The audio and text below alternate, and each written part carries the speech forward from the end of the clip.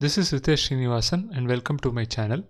In this video, let's look at this interesting research paper titled as Large Language Models are Few-Shot Clinical Information Extractors. So, what do we get from the title? How can you use large language models for clinical information extraction in a few-shot fashion?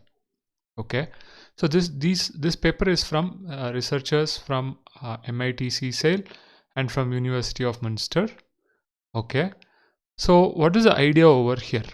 Okay, the idea is this: if you have a clinical text like this, the patient takes a particular medicine, Coumadin 5 mg daily for a TIA, and she has an aspirin allergy.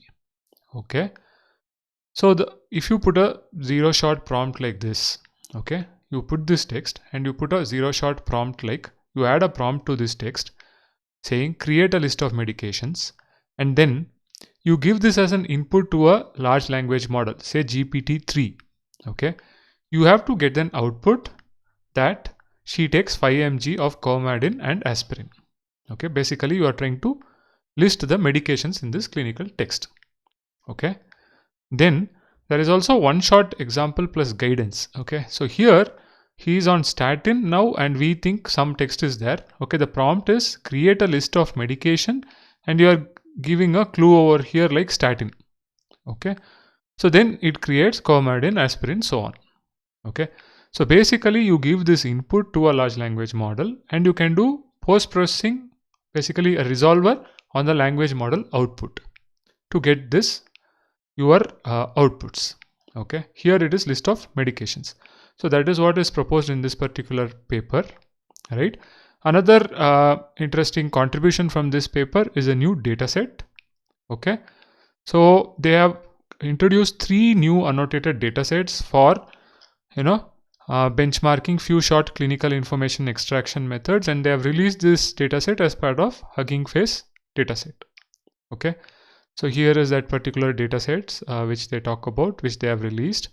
Okay, one is for biomedical evidence extraction, for co-reference resolution, for medication status extraction, medication attribute extraction. I'll be talking about each of these things. Okay, so that is what is the contribution over here. So this is quite interesting because few-shot information extraction is large language models can be used like GPT for, say, entity extraction in the general domain. But since this is clinical information, it's a specified domain. So how does this work, right? So these results are actually quite surprising. So what they say over here is that GPT-3 performs well in clinical NLP over a set of diverse tasks despite it not being trained specifically for the domain. Okay, by replacing the complex hand-curated domain knowledge with the natural language output of an LLM, the engineering effort required to solve a particular extraction task can be greatly reduced. Okay, while LLMs have been primarily evaluated at classification and generation tasks, here it is more about relation extraction. So what are the different tasks which were achieved using LLMs over here, right? The first one is clinical sense disambiguation. So basically, if you have a given note and an abbreviation, expand the abbreviation. Okay, so for example, this note over here was sent to IR for something. Post IR ultrasound showed something. So here IR stands for intervention radiology. Okay, the second one is biomedical evidence extraction. Given an abstract, list interventions. So here you have some medications over here, right? So these interventions needs to be extracted. And this was the data on which they have done the training. So 41 acronyms from 18164 nodes from a particular data set and 8912 nodes. Okay, here 187 abstracts and 20 newly annotated abstracts. Here for co-reference resolution, 105 newly annotated examples. Okay, for medication status extraction, 105 newly annotated examples from a particular dataset. Okay, so co-reference resolution is a task where given note and a pronoun identify the antecedent. Okay, so did develop some tremors. These were well managed. Okay, so what needs to be extracted is some tremors. So these were well managed. So what does these refer to? Some tremors. Okay, it is co-reference resolution. Medication status extraction is that given a note, extract medications and their current status, whether they are active, discontinued. Okay, that is a task over here. Then medication attribute extraction is given a note, extract medications and 5 attributes. For example, dose, age, reason, and so on. So for example, aspirin in this particular thing, what was the dose? 325 mg, frequency per day, duration 5 years, for what reason? TIA. Okay, I think this is some kind of transient ischemic something. Okay, so this is their tasks which they try to achieve. Okay, so how can you use prompt learning for this particular task? Okay, so that is what they have given over here. Okay, so for example, if you have a set of examples like this, you have X is your text. Okay, so and then you can have basically a text, okay, where n examples are present, where there is an input string and optional side information is there. Okay, so here it is NA, basically not applicable, right? So given this text, add a prompt to it. Okay, so this is the P1 X of A is a prompt. So prompt over here is task list medications. Give it to a large language model, you get an output. That is this particular output, Tylenol and Advil. Then you have a resolver to exactly pull out these. A resolver is a function which takes this output from a large language model and exactly pulls out what you want. Okay, here medication. That is what is explained over here. Okay, so there is a resolver, a function, okay, that maps the combined input and LLM output, basically the input and LLM output, to a task specific output space. So here the output space is a list of strings, basically a list of medications. Okay, so that is the idea over here. So a prompt is attached to a basically input text, right, with some optional side information. This is given to a large language model, you will get an output. So what they have done over here is we handcraft prompt templates using a set of 5 validation examples per task. Okay, for each task they use just 5 validation examples, and then they created this prompt, and based on that they tried it out with the large language model. Okay, and then they developed resolvers, okay, functions. Now what is each resolver, will go into it, okay, to extract the list of medications. In this example, it could be co-reference resolution, it could be some other task, one of these 5 tasks which have been listed over here. Okay, so that is the idea. So they use GPT over here, GPT-3 basically, and the output from the resolver as resolve GPT-3 or GPT-3 plus R. That is what they are saying. And the resolver basically, how much code was there, they are saying it as lines of code for each resolver as a proxy for complexity, defined as human effort, not runtime. Okay, and they are also talking about this guided prompt design to simplify the resolver required for complex output. Okay, so basically this is a guided prompt over here. Okay, where they're just giving a hint of a medication. Okay, now I wouldn't go into total detail of this paper, but let's see what they talk about, how the data set was, that I wouldn't go into it.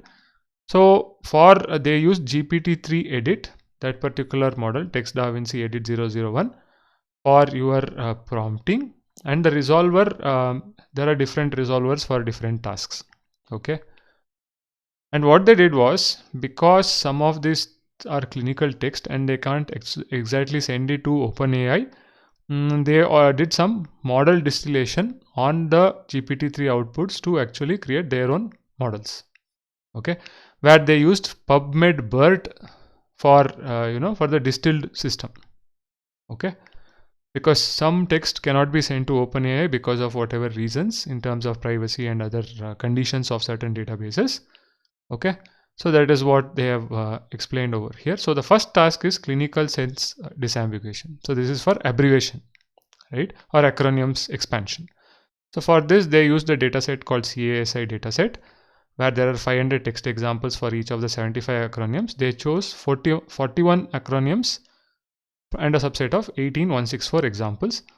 They also did something called reverse substitution dataset over a mimic data, where reverse substitution is you have labeled data where they went and replaced abbreviation like full text by their acronyms. For example, physical therapy is PT, so they replaced it by PT in that. So in this way they generated additional data. Okay. Yeah, so this talks about that. Okay, so they did some evaluation and yeah, they say that it performs better than existing models over here. Okay. Then the talk is about biomedical evidence extraction.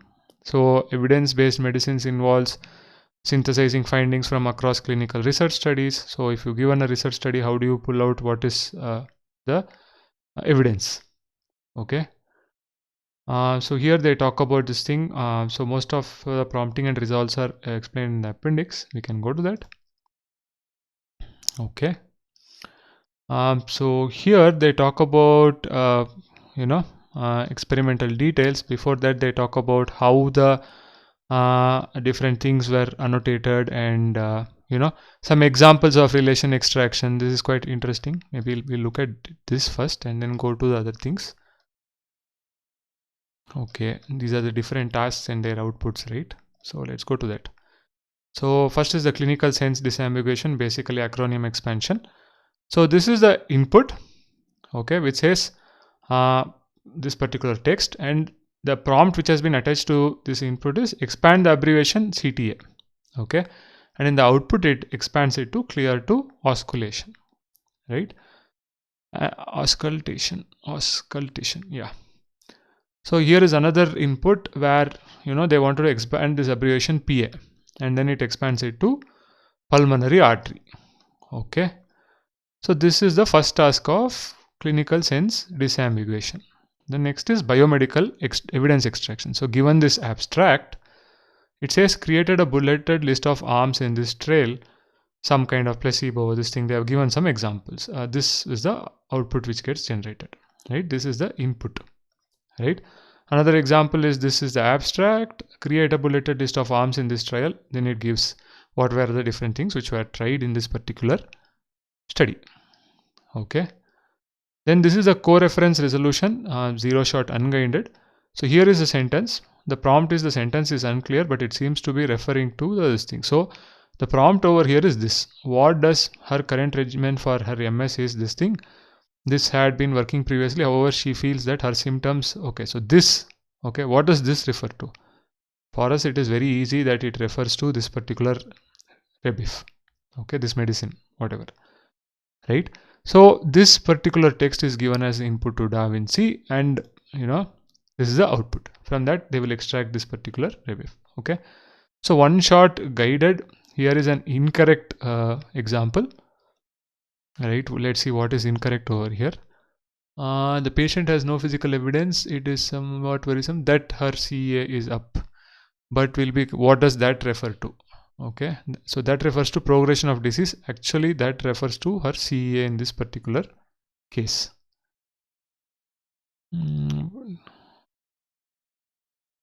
Refer to, okay, what does that mean? It is somewhat worrisome. That refers to actually progression of disease. The patient has no physical evidence of progression of disease. It is somewhat that her CA is up, but we'll keep watching that to see if it is just within a normal swing for her. Okay, that refers to progression of what does that in the sentence? Okay, actually it refers to CA is up, but the answer is progression of disease here. Okay, her current regimen for her MS is Rebif. Okay, this had been working. However, she feels that her symptoms written before her next dose. What does this refer to? This refers to this particular medicine. Okay. However, she feels okay, this is the answer which comes. Probably that is why it's wrong. Okay, so here are some examples of one-shot guided. Okay, so what is the guidance over here? Let's see. This is the text. What is the guidance over here? I'm trying to see over here. I think the guidance is this entire text which they are putting it up over here again. Maybe. I'm not sure over here. It's not clear to me. What is the guidance over here? Okay. This is the medication status extraction, zero shot guided. So basically, if you see, this is the text. Along with the prompt is that created a bullet list of which medications are mentioned. They are active, discontinued, or neither. Then it is able to pull out, this particular this thing. Basically, this is after the resolver. The output of the LLM may have some more things, but this is after the resolver which has been applied. Okay, in all the previous cases as well. Okay, these are examples. Yeah, this is medication attribute extraction. So label the tokens: medication, dosage, route, frequency, duration, reason or not, ignore allergies. So given an input, you are trying to identify all these things. This is the prompt which has been attached. Okay. So it pulls out from this that, okay, these were the medications, this is the dosage, frequency, it kind of pulls that information. Okay. Yeah, then you have relation extraction. Label medication, include dosage, frequency, the same thing actually, reason if available. Okay, so here in this relation extraction, you label the medication, also dosage. So relation between medication and dosage. See, medication, dosage, that is what is pulled over here. Frequency, duration, along with the medication. Okay. Yeah. So they have explained about the resolver over here. Yeah, over here, like for each one, what is the resolver kind of. Yeah. So if you look at, is there any details over here for the abstract? For the this thing, what you call your acronym expansion, I don't see it, or maybe I'm missing it. Resolver details, weak supervision. Okay, we did this. No. What do they do over here? This allows us to check that. Okay. No, I'm not sure over here. But for biomedical evidence extraction, they say that in the resolver, what they do is that we tokenize the GPT-3 output and remove bullet points, numbers, stop words, and the words treatment, control, and group. Okay. Then any token in the input that is found in the remaining GPT-3 is labeled with a 1 and others 0. Since our procedure may have interrupted valid spans, we fill any zeros in between ones. These steps transform the LLM output into a binary labeling of the full input. Oh, that's what they do over here. Okay. So what they're saying is that as an example of describing token level error modes, if you consider the output, okay, this is the output for a particular text. This is the resolved GPT-3 output. Okay, they identify where it is present in that. Okay, the gold label had this Flucratica zone and this thing. Okay, GPT-3 correctly identifies both study arms. However, the resolved output, which simply labels the token sequence of the identified arms in the original input, disagrees with the goal labels for several tokens. Okay, because this is missed over here, right? Inhaled additional things are coming up over here. Steroid additional, this is gold, gold. So yeah, the steroid is missed over here. Okay. So based on that, they just compare and say that, okay, what is matched, what is not matched. That's the idea over here. Okay. Similarly, they have explained the other resolvers. Okay. Of how they resolve the output of the large language model. Okay, you can read this paper for further details. They also put a cost function to, what could be the cost of using OpenAI GPT-3 for this particular task over here, right? Some cost. What they say is that experiments in this work were under $100 and a breakdown on the cost is put over here. Okay. So this is quite an interesting paper.